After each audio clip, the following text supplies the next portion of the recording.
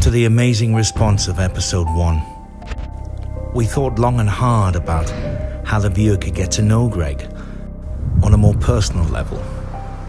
So, two friends sitting in front of the fire chatting, completely unedited. What he does, he blows my mind up.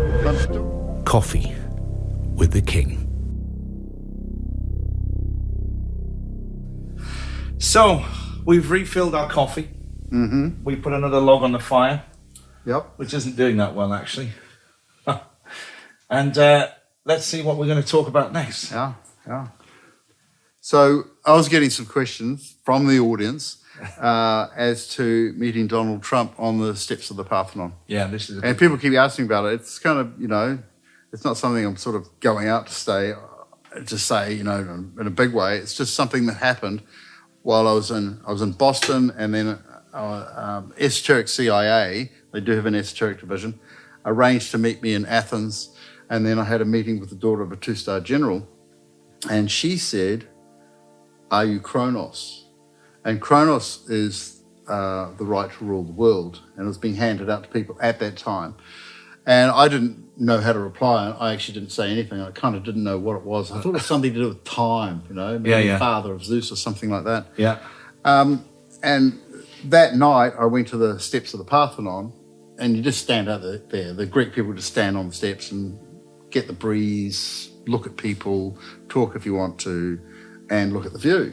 Yeah. And the steps are about 15 metres wide, and across from the other side of the steps appeared to be Donald Trump at that age, and he had two men in kind of American European suits standing either side of him. And he came over, standing about 2.5 steps above me, and he's about a bit taller than me. He's a big fella, he's like 6'3" or something. Yeah.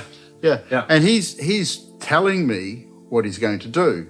But he's like imbuing me with the information, right? He's talking to my chest, if you know what I mean. Yeah, you know what I mean? When someone's actually, the uncle's telling you this is how it is. Yeah. So he's doing that to me, and I'm sort of going like this, And then after that, Esoteric CIA took me to Patmos. Where's that? Next day. Patmos, it's a Greek island it's off Turkey. It's about 60 miles south of Ephesus. Oh, yeah. And I've been there. I know where that is, yeah. Then they took me to Ephesus and to all the Christian sites around Turkey. Yeah. Including the Hagia Sophia. So in Patmos, they were saying, do you feel anything? Do you feel anything? You mean, do you feel anything about the spirit, the atmosphere? Yeah. Because I later found out, I didn't know at the time, that Revelation, which is the last chapter in the Bible, was purportedly written in Patmos. Right? And I said, look, I didn't feel anything. And from what I found out since is they were taking a few people to Patmos, Esoteric CIA, to see if they were the one who had either written Revelation or who Revelation was about, right? And I didn't feel anything. And it was only 25 years later that I actually found out where Revelation was written. And then that was 2013, 14. And then... it wasn't written in Greece? No. It was written in the Algarve, which is also known as the Garden, and that's where the End Times Palace was as well, which is also called Kôfëe Palace, which is also called Stoi Palace. Mm-hmm. It's actually written Estoy, and I believe that Estoy is Spanish for I am that I am. Yeah, Estoy. Yeah, Estoy, I am. Yeah. So, the famous line in the Bible, the Shakespearean line, I am that I am, actually names Estoy Palace. And that was hugely connected to the end times. Which you've mentioned that this is where we are. Well, I ended up being chosen the next year to represent the end times, and then which lasts 40 days. And I've codified all the numbers on a chart, which I can give you.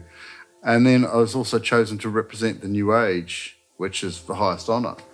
And I'd been running the Shin, or Forbidden Secret, since 1980, which kind of gave me control of the British royal family. So I could do things and that they would then react to it. And that led to the disastrous marriage of Charles and Diana. I can't get my head round. It's very difficult to imagine such a huge responsibility, a huge task that you've got. You just come over very, okay, it's what I'm doing. You don't seem worried. You walk around, you're very jolly, happy. You've accepted it. You know, people pump accolades on me, and I'm going, oh, that's great, you know, whatever. I'm doing it anyway. I feel like this. And then occasionally I go, am I really? You know, is it actually me? You know? Yeah, I'm sure you must feel a bit of being humble about it as well. Well, you know, I've had some big announcements while I've been working with this crew. Yeah. You know, just huge announcements. And it's just level for me. There's no ego rise or anything. It's just level, because I've been put in the most humble situations for the last 10, 20, 30, 40 years, you know, blacklisted and stuff like that. So, well, you know, I just don't have the kind of super ego that goes with it. It's just me. This is what I do, and I've been trained in how do I put it, symbols and royal marks, but not through any organisation like, you know, Freemasons, Illuminati, Rosicrucian, whatever the others are. I don't belong to any of them. I've never been to their temples. You know, all of my initiations have been natural. Yeah. So, you know, when people show me royal marks or religious marks, a lot of them I get straight away. I understand them. Mm-hmm. And I've ended up with some of the most powerful royal marks in the British Empire and in North America. And so one of my responsibilities is to join kingdoms, join nations, and join time. See, this is something that comes up a lot. People are saying, you know, do we really need a new king? Because they associate the word king with power and dominance and control. And I've noticed with me getting questions like that. So it could be something worth explaining this, I think. Yeah, a lot of people say, oh, do I have to give over all of my power to you now that you're king? It's just so wrong, you know? Yeah. For a start, they never had any power to give. Can't give away something you don't have. You know what I mean? And that's not what kingship's about. It's actually a service position. Like the word Lord actually means to do whatever is required in the moment. Uh-huh. That's what Lord means. I didn't know that. If you go through the Bible for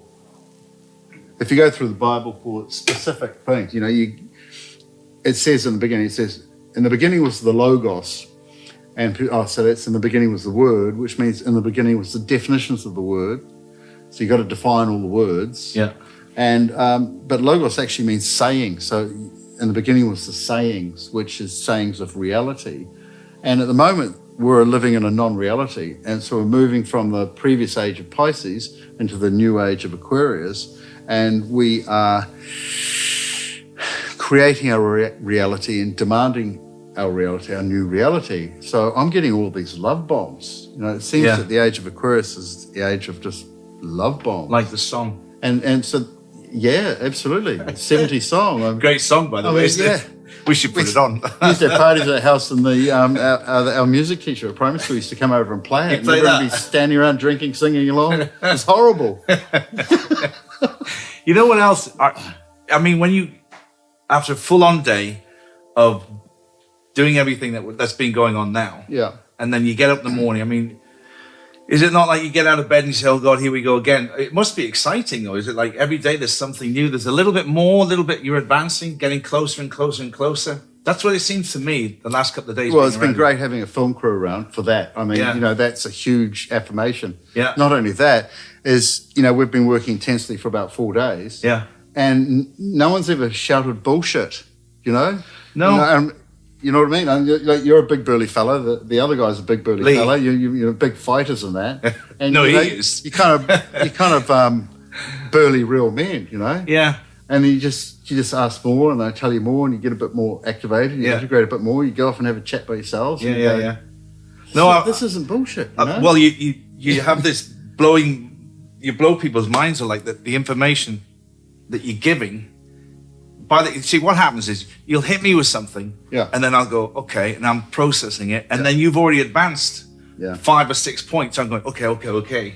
So really you need someone walking behind me with notes, but it's taken me a good couple of days to get it. I have to admit. So, but the amount of knowledge you've had, what do you do for fun? I mean, what do you do to relax? You can't surely be doing all of this 24, 7 days a week. You must do something to relax. You watch a bit of TV, for example? I go for a guy and help walk his dog. Yeah, you like that? And just talk absolute nonsense? Total nonsense. The more nonsense we can come up with, you know, other people listening in go, well, what are these guys on? You know? Just absolute rubbish. And then I go and pat the horses, feed them a bit of grass. If the apples are in season, I'll get them some apples. And just walk around, do nothing. But Because barefoot stuff. You've got to have that escapism to take yourself out of it, you know. Oh, I'm good at that. I can take you on an escapism tour if you like. You know, I saw in amongst all of this, you had some books. How many books have you written? 15. 15. That's a lot. Over how many years? 20. 20 years. Yeah. I wrote 4 books in 1 year. One of them was called How to Take Over the World, a Right Royal Con. A right royal con? Yeah, and I exposed how Queen Victoria's second husband, Prince Consort Albert, was actually the son of the stable boy Alex Hanstein, and he had no titles. He was just Albert of Saxony, and he wasn't Albert of Saxon, Coburg and Gotha. And he was chosen because he was identical to Queen Victoria's first husband, blind Prince George of Cumberland. Yeah. Who was the second in line to the throne. Yeah. All right, I've never heard that before. Yeah. See, it's exactly what I'm talking about. He does that all the time to you. He puts this in your head, and then you're processing it, and he's already halfway down the road by then. Yeah. Have you been working on a book at the moment? Have you had time for that? All of my books have been blacklisted.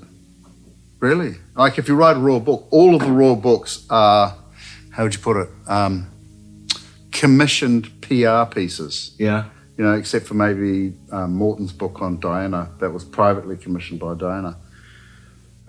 So when you actually tell the truth of the British royal family for the last 200 years, it's a mafia gangster movie full of illegitimacy. They tried to steal our royal marks. Like Prince Philip sent an agent down, or actually he was around in Portugal, a guy called Joseph, and they sent him in to steal some royal marks.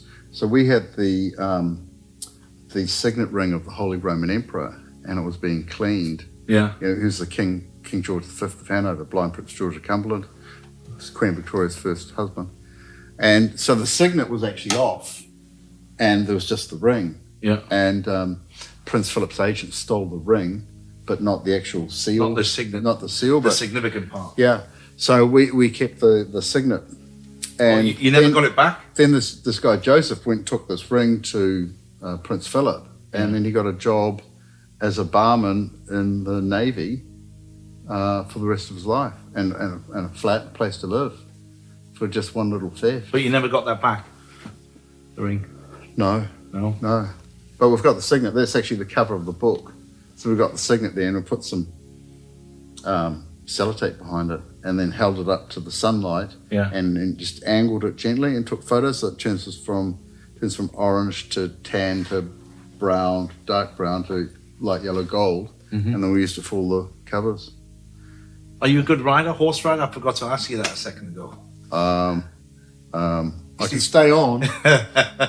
That's the idea, isn't it? Yeah, I've actually got a double European champion to teach me horse riding. But do you have any? Is that something that you have time for?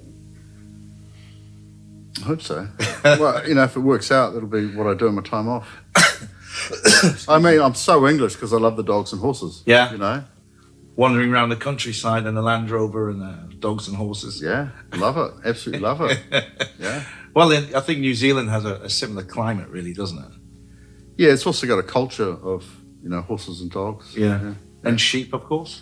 Yeah, all called Susan.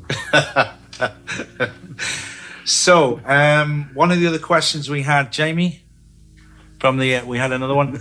I know what it was. Sorry, guys, I'm just talking to the crew. They're helping me. They've got the questions written down. Was about... it was about... Oh, yeah, this... Well, just butt in here. Go on. New Zealand is a personal union country with the United Kingdom. Mm-hmm. That means that someone from New Zealand is allowed to become the king or the monarch of the United Kingdom. It's a bit like you have to be born in the USA to be president, I suppose. Not that they hold to that. Oh, okay. I was going to say about personal sacrifices. We had an email from somebody in Canada who was saying Greg seems to have endured personal sacrifices in his personal life to achieve this mission. Yeah, it's totally everything, just everything. So I had a reasonably successful architecture practice for 22 years.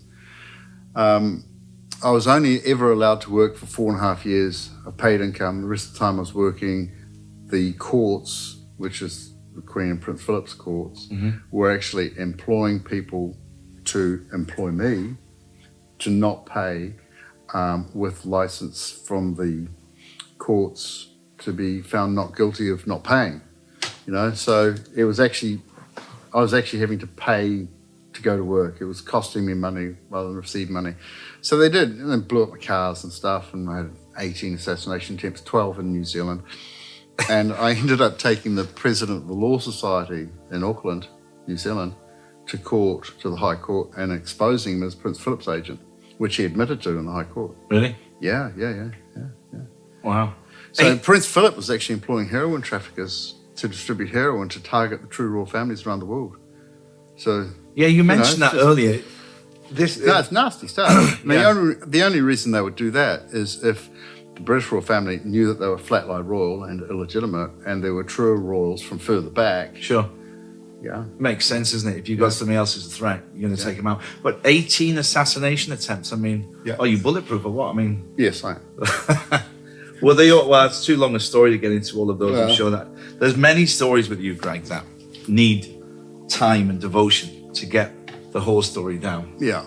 You're a very, very complex character, but fun. I actually think I'm a simpleton, because because you live your life and share your stories. Like you're sharing your stories, and we're all going, "Wow!" I'm not going to mention my story after that. You're hard act to follow. Yeah, you got some excellent stories, but mine are better. It's all about learning from your experiences. What do you say to me? You say, fate is a series of stumbles. You've just got to have the strength to get up and continue. Every time, and then that's your destination. Yeah, and the bigger the destination, the more the stumbles. So I've got I've got about 20 really good quotes I'm going to use now when I go back in amongst my life. That one I like very much about fate. Right, yeah. If you don't mind me using it. No, go ahead. Just don't quote me. I might have borrowed it.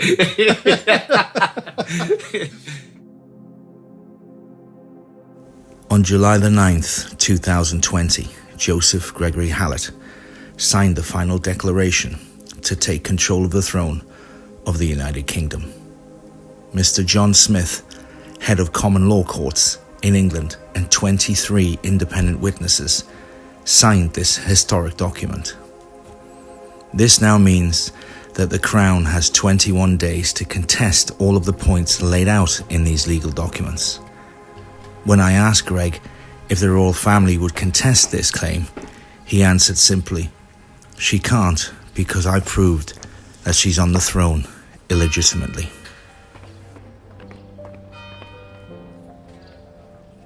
Unfortunately, we've come to the end of our first series of interviews, The Hidden King with Joseph Gregory Hallett. But the information that Greg retains about biblical prophecies, world historical events, and the real truth about the royal family needs to be documented. I hope that we've helped you connect in your own personal way with Greg during these interviews, and you feel what many people feel. He's a man on a very special journey, but we have so much more to learn from him.